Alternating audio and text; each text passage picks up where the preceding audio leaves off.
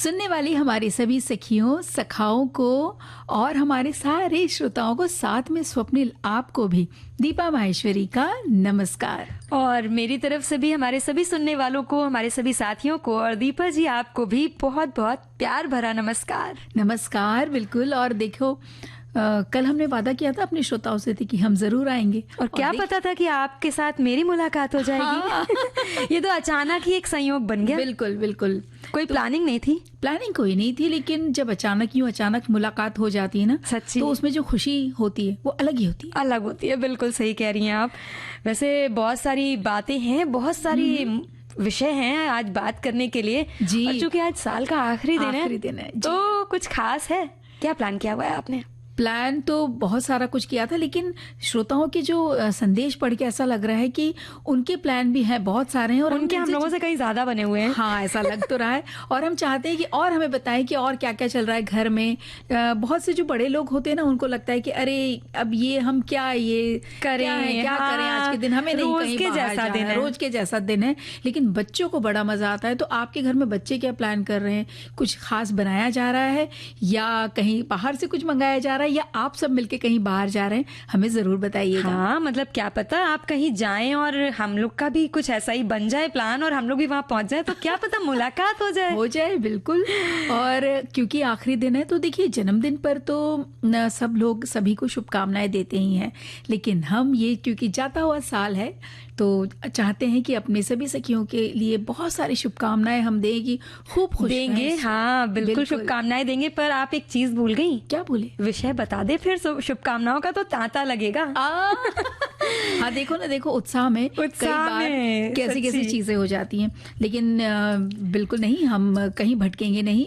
तो आज बात तो हम कर ही रहे हैं कि नए वर्ष की स्वागत की तैयारी कैसी चल रही है, आप सब बताइएगा। तो हम लोग इस तैयारी के साथ साथ अपना हर बार का जो कार्यक्रम विषय रहता है वो नहीं भूलेंगे। जरा याद करो, कुर्बानी में आज पोटी श्री रामुलु स्वतंत्रता सेनानी जी को याद करेंगे जी। और ईमानदारी और मेहनत का फल हमेशा मीठा होता है, लेकिन आप इसके बारे में क्या सोचते हैं? कितना आपके लिए आवश्यक है और कितना आप इसे अपने जीवन में महत्वपूर्ण समझते हैं? ये दो जो बातें हैं, ईमानदारी और मेहनत, बिल्कुल रास्ते में हाँ संघर्ष जरूर होता है, पर यकीनन जब बाद में इस कठिन डगर पर चलते हुए सफलता प्राप्त होती है, तो जो गर्व होता है उस परिश्रम के सफल होने का, उसकी अनुभूति बिल्कुल अलग होती है। बिल्कुल अलग होती है। और हमारे श्रोताओं से जानना चाहेंगे कि कहीं कुछ इस वजह से, ये दो खूबियों की वजह से आपकी जिंदगी में कुछ बदलाव आया, कुछ ऐसी कोई ऐसा किस्सा, कोई कहानी, कोई अनुभव या किसी और की जिंदगी का जहां से आपको प्रेरणा मिली, वो हमें जरूर बताइएगा, ताकि हमारे बाकी जितने श्रोता हैं जो सुन रहे हैं वो भी प्रेरणा ले सके। बिल्कुल। और साथ ही साथ आज हम बनाएंगे व्यंजन। मतलब आज का दिन जो खास होता है, खास है, तो केक तो सभी के घरों में हाँ आता है, तो हम आज आपको रेसिपीज बताएंगे, ताकि आप बाहर से मंगाने की जगह क्यों ना ये रेसिपी ट्राई कीजिए और घर में बनाइए केक और हमें भी खिलाइए। बिल्कुल सही बात कही तुमने। और क्योंकि नव वर्ष की तैयारियां चल रही हैं और ये दिन है जो इस साल का 2025 का आखिरी दिन है, तो शुभकामनाएं तो बनती हैं। बिल्कुल बनती हैं। तो क्यों देर करते हैं, चलिए शुभकामनाएं दे देते हैं। सबको शुभकामनाएं देते हैं। आप बहुत खुश रहें, स्वस्थ रहें। ये संगीत नुमा शुभकामना हमारी ओर से आप सबके लिए। यही दुआ है कि हमारी सारी सखियां सलामत रहें, खुश रहें, और सिर्फ सखियां ही नहीं, हमारे सखाओं के लिए भी यही शुभकामनाएं, क्योंकि ये सब लोग मिलके हमारे प्रोग्राम सुनते हैं और हर तरह से अपने विचार साझा करते हैं, अपनी बातें साझा करते हैं, तो जैसा लगता है दिल के इतना करीब है हम। कभी लगता है कि रेडियो के उस पार अलग ही दुनिया बसी हुई है। सच में। और जो ये गीत के जितने शब्द थे ना, कि हाँ, ऐसा लग रहा था सच में कि ये कार्यक्रम सखी सहेली के चमकते सितारे हैं, हमारे श्रोता, हमारी सखियां और हमारे सखा भाई जो एक्टिवली इसमें भाग लेते हैं और बहुत सारी बातें बताते हैं। हमारे एक श्रोता ने एक मजे की बात बताई है, वो भी हम पढ़ेंगे। पहला ये संदेश हम पढ़ना चाह रहे हैं कि सखी सहेली में जो ये जो साल है, कल से शुरू हो रहे हैं साल 2026 पर हार्दिक बधाई और अग्रिम शुभकामनाएं। वर्ष भले ही शुरू हो रहा हो नया, हम तो वही पुराने श्रोता हैं। हाँ भाई, हम भी आप ही के वही पुराने उद्घोषिकाएं हैं। तो लेकिन सिर्फ एक बात है, वो नए साल के साथ खुद को ढालने की। दिन रात रुत महीना और साल बदलना एक कुदरती प्रक्रिया है और उसके साथ हमें चलना है। तो दिन रात बदलते हैं, हालात बदलते हैं, लेकिन आने वाला पल हो सके तो, जाने वाला है तो हो सके उसमें जिंदगी बिता दो। तो उन्होंने ये गीत का भी 2 पंक्तियां लिख भेजी हैं। बिल्कुल बिल्कुल, हमारी शुभकामनाएं भी सभी के साथ हैं। और हमारी एक साथी हैं, उन्होंने तो लिखा है, मैं नववर्ष की तैयारी ही कर रही हूँ। छेना पकाने वाला हूँ, नमकीन बन गई है, रस गुजिया तैयार है सभी के लिए। अंग्रेजी माह की न्यू ईयर की सभी को हार्दिक शुभकामनाएं। क्या बात है, मतलब भाई यहाँ तो छेना पक रहा है, तो छेना से क्या बन रहा है अब हम लोग को मन कर रहा ना खाने का। अब बताओ, अब देखिए तुम बोल रहे थे ना कि बाहर एक अलग ही दुनिया बस रही, तो देखिए कहीं कहीं तो कुछ कुछ बन रहा है और ये कितनी बढ़िया बात है। हमारे सखा कुछ कुछ बना रहे हैं, क्या बात है। और ये एक और थोड़ी सी शिकायत हमारी एक श्रोता की है। वो कह रहे हैं कि 12 बजे नए साल के आगमन पर और पड़ोसियों द्वारा छोड़े गए पटाखों की आवाज़ से नींद खराब हो जाएगी। रात को उन्हें मना भी नहीं कर सकेंगे। और प्रदूषण सभी को अपने अपने तरीकों से, प्रदूषण होगा थोड़ा तो, लेकिन सभी को अपने अपने तरीकों से नए वर्ष मनाने की छूट है। आप और हम वायु प्रदूषण नहीं करें, हम यही संकल्प लेते हैं कार्यक्रम सखी सहेली में। बिल्कुल, ये संकल्प तो हम अच्छी अच्छी बातों का हमेशा लेते रहते हैं, लेकिन आज की रात थोड़े से पटाखे अगर कोई फोड़ ले, छोटा बच्चे मतलब में, तो हम नहीं मना कर पाएंगे। छोटे बच्चों को तो कैसे उनका मन थोड़ा सा दुख जाता है, बात सही है, लेकिन इनकी भी बात एकदम अपनी जगह सटीक है। ये सही विषय बता रहे हैं कि ऐसा ऐसा करने से ये नुकसान है। तो हमें ये भी तो देखना है ना दीपा जी कि हम जिस शुद्ध वातावरण में जीते आए हैं अभी तक, आने वाली पीढ़ियों के प्रति हमारी जो जिम्मेदारी है, तो अगर हम समझाएंगे नहीं तो बच्चे जो हैं, आने वाली जो पीढ़ियां हैं, वो समझेंगी नहीं। ये अलग बात है कि इतना कोई विशेष अवरोध भी नहीं है, थोड़ा मोड़ा अगर कोई कर रहा है तो वो अलग बात है। यदि अधिक रूप से किया जा रहा है तो उसके बारे में गंभीरता से सोचने की इस समय सभी को आवश्यकता है। बिल्कुल, और इस समय एक सकारात्मक सोच अपनाने की भी जरूरत है। अच्छे कार्यों के साथ नया वर्ष का हम स्वागत करें और आने वाला साल भी हमारे सबके लिए सार्थक बने, हम ये कोशिश करें। हमें कुछ ना कुछ सीखना चाहिए, लेकिन एक बात और ध्यान रखने की बात है स्वप्निल, कि हमने बीते साल में क्या किया और क्या नहीं कर पाए। सबसे पहले हम बीते हुए साल पर शांत मन से हमें विचार ये करना चाहिए और अपनी सफलताओं से प्रेरणा लेनी चाहिए और अपनी कमियों से सीखकर उन्हें सुधारने का भी संकल्प करना चाहिए। बिल्कुल, क्या बात बोली है आपने, क्योंकि अगर हम पीछे पलट कर देखेंगे नहीं, गुजरा वक्त, हम लोग हमेशा बात करते हैं ना, जैसे कि पिछला वक्त जो है, जो पिछला गुजरा दिन है, उसको गलती के तौर पर नहीं बल्कि सबक के तौर पर देखना चाहिए। बिल्कुल, ताकि आने वाला जो पल है, अगला जो क्षण है, अगला जो दिन है, अगला जो वर्ष है, वो एक नई ऊर्जा से, नए संकल्पों के साथ शुरू हो। और वैसे भी नए वर्ष का स्वागत नए लक्ष्यों और नए संकल्पों के साथ करने से हमें जीवन में अनुशासन और आत्मनिर्भरता मिलती है। जो नया आने वाला साल है, उसके पहले कई जगह पर देखा जाता था कि लोग अपने घर को अलग तरीके से सजाते भी हैं, मतलब एक तरीके से नई खुशी होती है ना कि चलो साल बदल रहा है, कैलेंडर नया आएगा।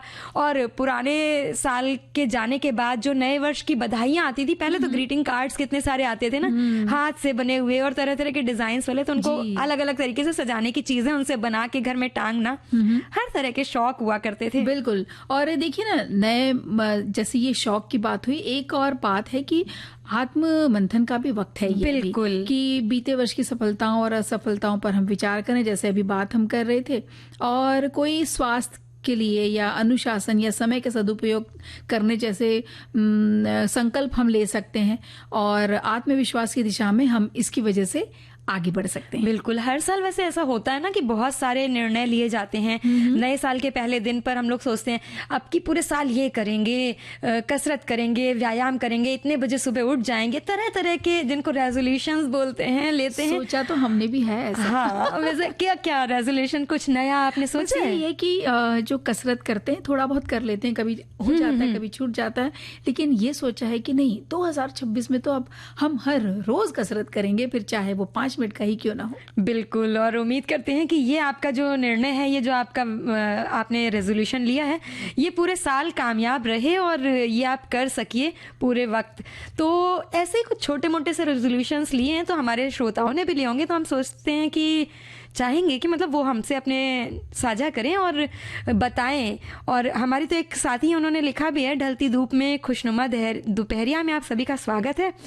गाना उन्हें अच्छा लगा था और उसके बाद ये बता रही है कि एक सप्ताह के बाद बेहद ही खुशगवार मौसम है, हमारे शहर की गुनगुनी धूप और हवा में ठंडापन है। मूढ़ी की लाई, भुना चूड़ा और मटर और उसके साथ चाय लेकर ये हमारा स्वागत कर रही है। क्या बात है, मतलब आज आप लोग खाने पीने की बातें कर करके पूरे कार्यक्रम के दौरान हम लोगों को बहुत मतलब मन में वो दे रहे हैं। हाँ, लालच देते जा रहे हैं खाने के साथ साथ बात करें, मतलब हम लोग। हाँ, देखिए वो यही कह रहे हैं कि हम तो मजे से खा रहे हैं, आप सिर्फ बोले बोले जा रहे हैं, लेकिन कोई बात नहीं, हम आपको गीत सुनवा। देखिए स्वप्निल, हमने तो चाहा था कि भाई सबको बहुत सारी शुभकामनाएं मिले और एक खास जगह एक शुभकामनाएं पहुंची। आज एक हमारे श्रोता का जन्मदिन है। क्या बात है। तो भाई विविध भारती परिवार से और हमारी सखी सहेली परिवार की ओर से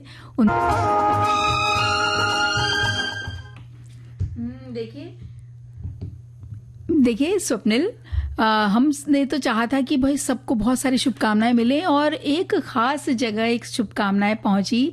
आज एक हमारे श्रोता का जन्मदिन है।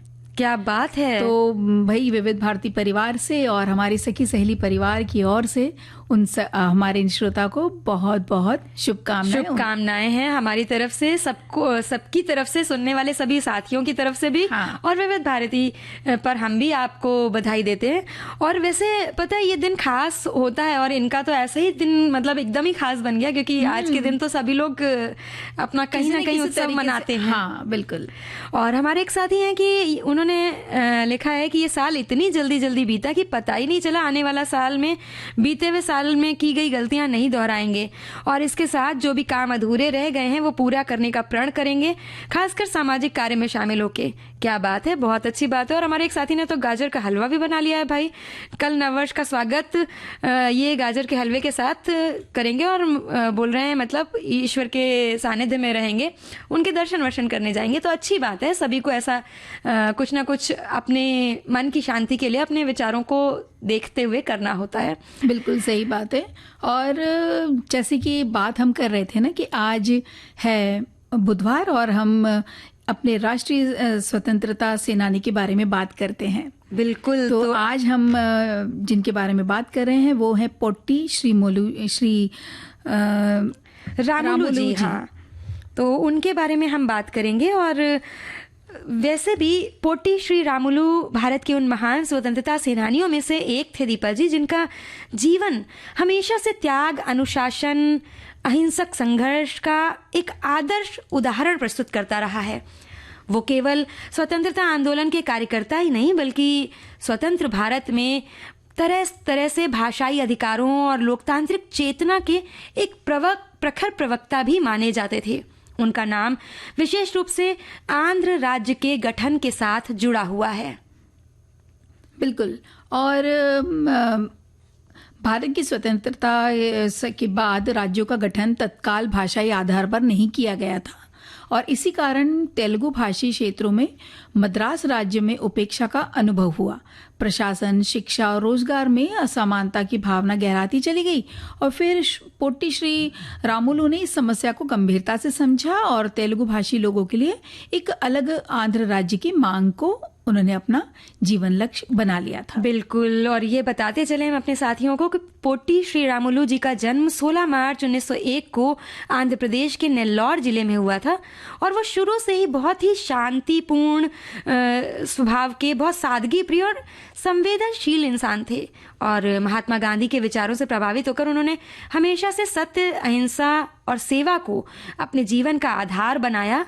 स्वतंत्रता आंदोलन के दौरान उन्होंने असहयोग आंदोलन, नमक सत्याग्रह और हरिजन सेवा जैसे कार्यक्रमों में बहुत सक्रिय भागीदारी निभाई। स्वप्निल, यहाँ पर हम लेते हैं एक छोटा सा संदेश, एक हमारे श्रोताओं को सुनाते हैं। बिल्कुल, और फिर आगे की बातचीत जारी रखेंगे। विविध भारती पर हर रोज दिन में 1 बजे विविध भारती की गीत माला आपके साथ। जन्म जन्म का साथ है तुम्हारा। इस कार्यक्रम में हर पायदान पर होगी आपकी भागीदारी। हम और तुम, तो हम और आप पिरोएंगे गीतों की इस माला के मोती साथ साथ। हम साथ हैं। जुड़े रहिए हमारे साथ विविध भारती के फेसबुक पेज पर। विविध भारती की गीत माला हर रोज दिन में 1 बजे। विविध भारती, आपका जीवन संगीत।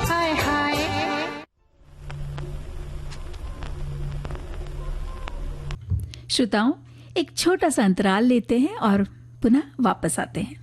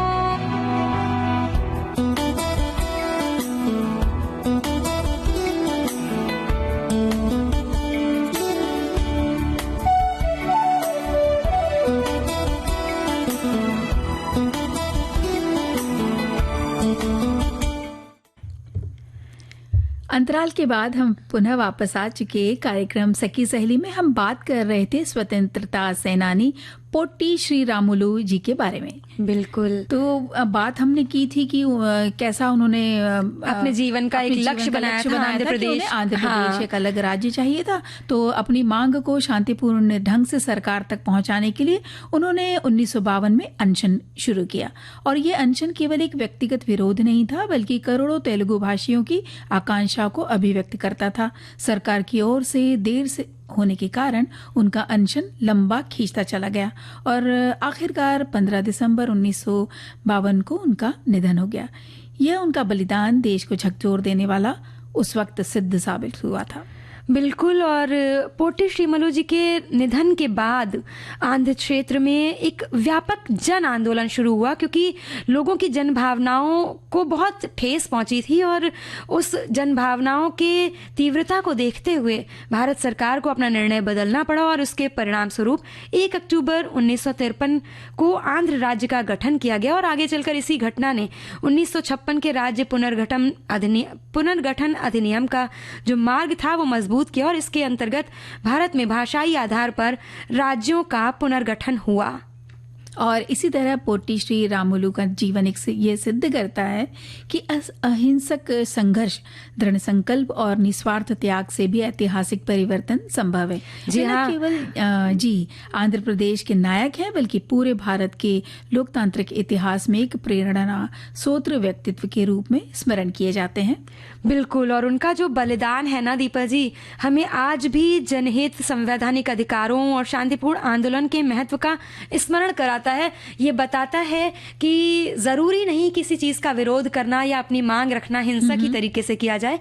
हम शांतिपूर्ण तरीके से भी अपनी बात को रख सकते हैं और उस बात को यदि वो सही है तो उसे मानने में भले ही थोड़ा सा भाई गीत है ये जिंदगी, और जितना सुरीला, भले हम सुरीला ना गा पाए लेकिन गुनगुनाते रहें तो शायद जो जिंदगी की तरंगे हैं वो कुछ सुरीली हो जाएं, है ना? बिल्कुल सही कहा आपने दीपा जी, क्योंकि कहते भी है ना कि संगीत एक ऐसी औषधि है एक तरीके से, जो आप किसी भी तरह के विचारों में हो, कैसी भी परिस्थिति में हो, थोड़ी देर बाद यदि आप गीत संगीत का साथ ले लेते हैं तो अपने आप कहीं ना कहीं अगर खुश हैं तो खुशियां बढ़ने लगती हैं, और अगर दुखी हैं तो दुख कम होने लगता है। ये संगीत का जादू है। ये बात तो सही है। खैर, हम अपने विषय पर वापस लौटते हैं, वरना बातों बातों में वक्त निकल जाता है। हाँ, बिल्कुल सही बात है। देखिए, जो दो खूबियां होती है जिंदगी में, एक तो ये लग रहा था पहले कि हर एक का सपना होता है ना कि हम ये करना चाहते हैं, वो करना चाहते हैं। बिल्कुल। सबका सब जिंदगी में एक लक्ष्य लिए होते हैं, सपना लिए होते हैं। आज हम कहीं पर हैं लेकिन हमेशा इससे ऊपर उठना चाहते हैं। जो स्थिति में आज है हम उससे ऊपर जाना चाहते हैं, लेकिन सपने देखने से सिर्फ कुछ नहीं होगा ना, उसके लिए ईमानदारी से, मेहनत से, ईमानदारी से और मेहनत से अपने इस लक्ष्य की ओर आगे बढ़ेंगे तभी तो काम बढ़ेगा, उस तक पहुंच पाएंगे। बिल्कुल, लक्ष्य तक पहुंचने के लिए मेहनत जरूरी है, और मेहनत ईमानदारी से करें ये ज्यादा जरूरी है ना? बिल्कुल बिल्कुल। और हमारे श्रोताओं ने बहुत सारे संदेश तो वैसे भेजे हैं, पर हम चाहते हैं कि आपकी जिंदगी में क्या बदलाव आया वो भी बताइए। इन दो जीवन की खूबियों को लेकर के वो भी हमें जरूर बताइए। वो ये तो जरूर बता रहे हैं कि महत्व बहुत है ईमानदारी का और मेहनत का। तो कुछ ऐसा, कोई ऐसी घटना हुई हो, जैसे कहीं होता है ना किसी का पर्स रह गया और हम उसमें से एड्रेस देख के उनके घर तक पहुंचा देते हैं, जैसे कि ऐसा हुआ है हमारे ही एक मित्र का पिछले साल ऐसा हुआ था कि 31 को वो सब घर पर ही थे रात को, और फिर वो रात को हमारे घर से निकले और अपने घर को जाने लगे, तो स्कूटी जो होती है उस पे थे वो, और उनका पर्स गिर गया। ओहो। वहां पे ये तो देखिए कोई भले आदमी का कि उन्होंने वो पर्स उठाया और उसमें क्या पता क्यों, लेकिन हमारी सखी के जो सारे जो कागजात होते हैं, अपना आधार कार्ड वगैरह सब कुछ था। हाँ। तो अब वो डर रही थी कि भाई ये क्या करेंगे, कैसे क्या होगा, और नया साल मेरा कुछ इस तरह शुरू हो रहा है। लेकिन वो भले आदमी ने उन्हें उनके नाम को ढूंढकर सोशल मीडिया पर उन्हें मैसेज लिखा कि आपका पर्स कहीं गिरा है क्या, कहाँ गिरा बताइए। तब मित्र ने लिखा कि हमारा पर्स ही फला फला जगह गिरा है। तो उन्होंने मैसेज पे फोन नंबर लिया और उनका पर्स उन तक पहुंचाया। क्या बात है। तो मतलब ईमानदारी का जो जमाना बहुत मुश्किल से इस तरह से मिलता है, ऐसा उदाहरण देखने को मिलता है। हाँ। कि पर्स किसी का गिर जाए और कोई आकर के आपके घर, अजनबी इंसान दे जाए। मतलब ऐसी बातों से, ऐसे उदाहरणों से मन एक बार वाकई में ऐसा लगने लगता है कि बहुत उनके लिए एक तरीके से आदर की भावना प्रकट होती है। बहुत गर्व होता है कि अभी भी ऐसे हमारे साथ लोग कर रहे हैं, तो हमें भी ऐसा सोचना चाहिए और इन्हीं उस पे चलना चाहिए, आदर्शों पर। एक तरीके से जीवन कठिन जरूर होता है, सभी समझते हैं इस बात को, पर आखिर में ये चीजें बहुत जरूरी हैं जीवन के लिए। बिल्कुल। और जैसे कहते हैं ना कि अगर एक छात्र नियमित और ईमानदारी से पढ़ाई करता है तो परीक्षा में अच्छे अंक आते हैं, तो सिर्फ भाग्य से नहीं बल्कि उसके मेहनत का ये परिणाम होता है। बिल्कुल। ऐसे ही खेल के मैदान में भी वही खिलाड़ी जीतता है जो अभ्यास और कड़ी मेहनत करता है। वो हमेशा चतुराई से जीते ये संभव नहीं, जरूरी नहीं है, छल से जीते वो भी जरूरी नहीं। हाँ। वो तो गलती हो जाएगा, लेकिन ये जो अभ्यास है, कड़ी मेहनत है, ये सब चीजें हमें आगे बढ़ने में बहुत और मदद करती है। ये भी बात है ना दीपा जी, आप देखिए जितने भी सफल व्यक्ति हैं, जितने भी लोगों को हम देखते हैं, बड़े बड़े सफल व्यक्तियों को, उनके यदि इंटरव्यूज सुनिए, उनके साक्षात्कार में वो अक्सर यही बात कहते हैं कि मेहनत और ईमानदारी से बढ़कर कोई भी मंत्र नहीं है। जीवन में असफलताएं तो आती हैं, क्योंकि ऐसा नहीं है कि आपने एक बार कदम रखा और आप सीधे अपने लक्ष्य पर पहुंच गए। असफलताएं आती हैं, लेकिन जो इंसान अपने काम में सच्चा है, मेहनती है, उसे उसकी मेहनत का फल बिल्कुल मिलता है और जरूर मिलता है। अच्छा, कई बार ना ऐसा मन में ख्याल आता है कि मेहनत का फल सच में हमेशा मिलता है क्या? ये आता है सोच में। हाँ, कई बार जब परेशानियां या तकलीफें जिंदगी में बढ़ती हैं तो ऐसा लगता है, और फिर खुद ही मन में एक उत्तर भी आने लग जाता है स्वप्निल कि हाँ, मेहनत का फल हमेशा मिलता है, लेकिन कभी कभी उसे पाने में समय लग सकता है। लेकिन जो बराबर लगातार निरंतर प्रयास करते रहते हैं तो उन्हें सफलता जरूर मिलती है और सम्मान भी मिलता है। और ये भी बात है कि बचपन से हम सुनते आ रहे हैं और हमारे जो बड़े हैं वो भी अपने बचपन से एक तरीके से सुनते आ रहे हैं कि ईमानदारी है, जो मेहनत है, वो जीवन के मूल मंत्र हैं। अगर इनको हम नहीं अपनाएंगे या इन से थोड़ा सा दूर हो जाएंगे तो कहीं ना कहीं इसका परिणाम भी हमें नकारात्मक रूप से देखने को मिलता है। ये चूंकि बचपन से हमें सिखाई जाती हैं ईमानदारी की बातें, मेहनत की बातें, ये हमारे चरित्र का, व्यक्तित्व का निर्माण करती हैं और हम हर एक व्यक्ति का जो व्यक्तित्व होता है वही मिलकर तो समाज का निर्माण करता है। बिल्कुल सही बात है। एक वाकया याद आ रहा है, हमारे पड़ोस में परिवार रहता था, उनके छोटे बच्चे थे, तो उनको जैसे बच्चों को हम हमेशा सिखाते हैं हाँ। कि मेहनत करो, ईमानदारी से रहो, तो मेहनत करोगे तो अच्छे अंक मिलेंगे। बिल्कुल। और तुम अच्छे से पास हो जाओगे। तो उसे क्या लगा कि अगर सब बच्चे क्लास में मेहनत करने लगेंगे तो सारे के सारे पास हो जाएंगे। तो सब ऐसे हो जाए तो इस तरह से नहीं होना चाहिए, मुझे सबसे ज्यादा नंबर मिलना चाहिए। तो वो और ज्यादा ना उत्साहित हो जाता था, तो और ज्यादा पढ़ने लग जाता था। तो हमें इतना मजा आता था, सब लोग बोलते थे कि देखो इसको जैसे बोलो ना, सब मेहनत कर रहे हैं, तो वो और ज्यादा पढ़ने लगता था। तो इस तरह से भी बच्चे कभी कभी प्रोत्साहित होते हैं, हम भी कभी कभी हो जाते हैं। बिल्कुल। नहीं, ऐसा लगता है कि दिवाली पे अच्छा हमारी फला वाली सहेली ने 5 प्रकार के नमकीन बना लिए, हम 6 बनाएंगे। ये तो फिर वही वाली बात हो गई, अपनी मेहनत से एक मतलब अलग तरीके की खुशी, ये क्योंकि अपने ही हाथ में है। हाँ, सही देखें तो खुशियां अपने हाथ में ही होती हैं, हमारी मेहनत पर निर्भर करती हैं। तो ये बातें हम करते रहेंगे। एक गीत सुनवा दीजिए ना। चलिए। बहुत खूबसूरत सा ये नगमा, और उसके साथ अब हम बात ईमानदारी और मेहनत की कर रहे थे दीपा जी। तो हमारे एक साथी ने लिखा है कि ईमानदारी और मेहनत का फल हमेशा मीठा, सफल और संतोषजनक होता है, जो व्यक्ति को समाज में सम्मान, विश्वास और आत्मिक शांति दिलाता है। भले ही इसमें देरी हो सकती है, लेकिन अंततः ये सफलता, खुशी और सकारात्मक परिणाम लाता है और जीवन में स्थायी समृद्धि सुनिश्चित करता है। जी बिल्कुल। और कुछ ऐसे ही भाव हमारे एक और श्रोता के हैं, वो कह रहे हैं कि दोनों का फल भले ही देर से मिलता हो, लेकिन मिलता जरूर है। कुछ पल ऐसा लगता है कि मेहनत और ईमानदार लोगों को भगवान का साथ नहीं मिलता। शायद ये आपने पढ़ लिया है ना, यही वाला संदेश? नहीं, अच्छा। लेकिन भगवान के पास देर है, अंधेर नहीं है। ईमानदार और मेहनती लोगों को धन कम ही मिलता हो, लेकिन शांति और सुकून की जिंदगी वो बिताते हैं और एक शांति प्रिय जीवन को व्यतीत करते हैं। बिल्कुल। हमारे एक साथी हैं, वो ये लिख रहे हैं कि मेहनत का फल, ईमानदारी और कड़ी मेहनत सफलता के अनिवार्य स्तंभ हैं। ये गुण व्यक्ति को न केवल आर्थिक रूप से मजबूत बनाते हैं, बल्कि उसे आत्मसम्मान, मानसिक सुकून और समाज में एक उच्च स्थान भी दिलाते हैं। संघर्ष से घबराना नहीं चाहिए, बल्कि उसे स्वीकार करके धैर्य और ईमानदारी से आगे बढ़ना चाहिए, क्योंकि अंततः जीत उन्हीं की होती है जो इन गुणों को अपनाते हैं। बिल्कुल। और एक संदेश कहता है कि जीवन में वैसे तो कोई भी ऐसा कार्य नहीं जिसके फल प्रत्यक्ष या परोक्ष रूप से नहीं प्राप्त हो, किंतु हो रहे कर्मों से संचित जो कारणाशयी कर्मों का तो कहना ही क्या, लेकिन हो रहे जितने भी कर्म के फल ठीक उसी तरह अदृश्य होते हैं जैसे कि कोई शायरी, क्योंकि अभिनेता पे अपने अभिनय करते समय स्वयं का दर्शक नहीं होता। मतलब ये कह रहे हैं कि हम जो खुद करते हैं वो हम देख नहीं पाते, लेकिन इस हमारे हर कर्म का फल हमें अवश्य मिलता है। ये बात तो निश्चित है दीपा जी, क्योंकि ये छोटी छोटी सी बातें हैं और यही छोटी छोटी बातें हम बच्चों को जब सिखाते हैं कि पढ़ाई और स्कूल का काम जो है वो समय पर करें, मेहनत से करें, छोटे छोटे काम में ईमानदार रहें। यानी कि अगर वो खेल भी खेल रहे हैं तो अक्सर हम देखते हैं ना, अपनी बारी आ रही है या अगर नंबर मतलब कोई खेल खेल रहे हैं उसमें नंबर नहीं आया पर गलती से कोई दूसरा नंबर दिखा दिया, कहीं पर कुछ टच हो गया, तो ये ऐसी चीजें हैं। हमको बच्चों को ये सिखाना चाहिए कि भले ही वो खेल की बात है, बात छोटी सी है, पेंसिल और रबड़ की ही बात है, लेकिन वो बात उतनी ही ज्यादा जरूरी है जितनी और भी बाकी बड़ी बातें। बिल्कुल सही। तो हर क्षण में ईमानदार रहना चाहिए, हर काम में ईमानदार रहना चाहिए और मेहनत वो बिना किए तो आपको कहीं पर कोई लक्ष्य मिलना नहीं है। बिल्कुल सही कहा आपने। और एक संदेश और ले लेते हैं।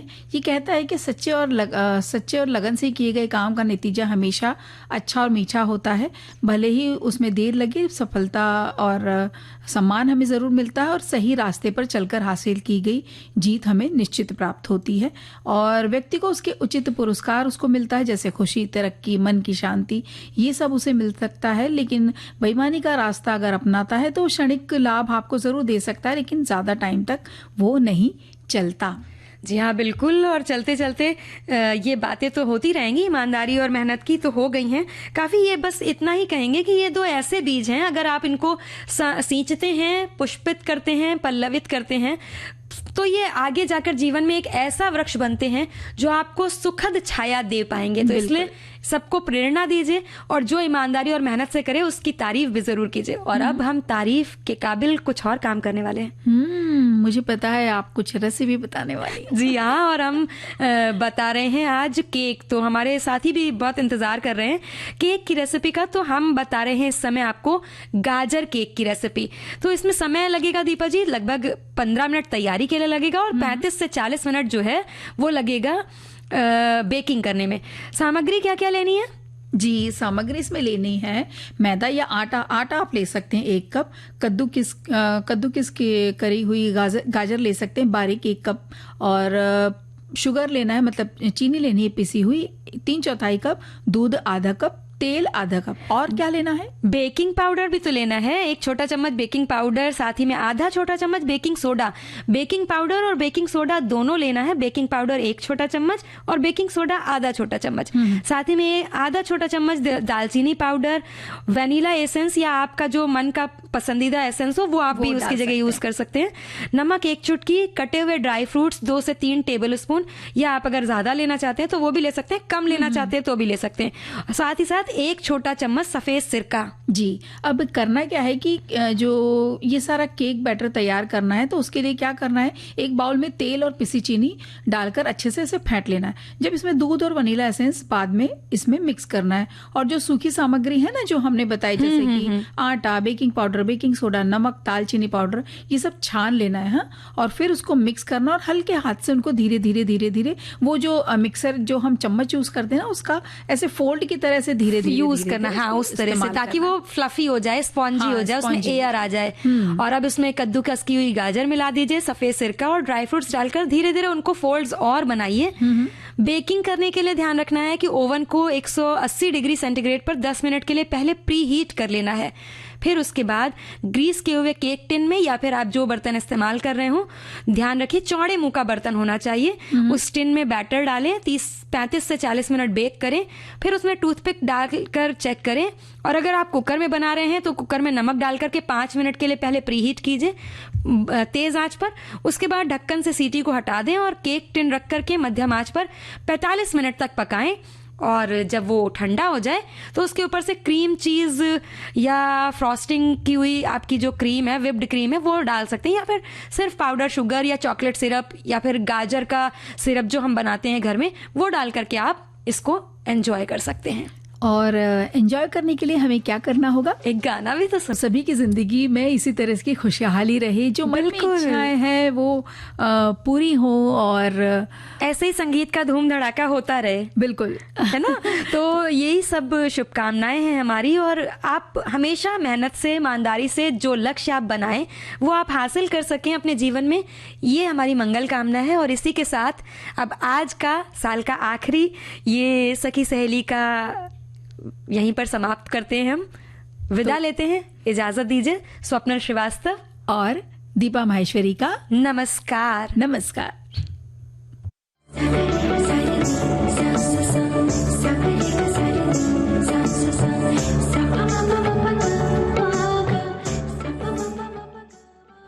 प्रस्तुतकर्ता अनुश्री पाठक।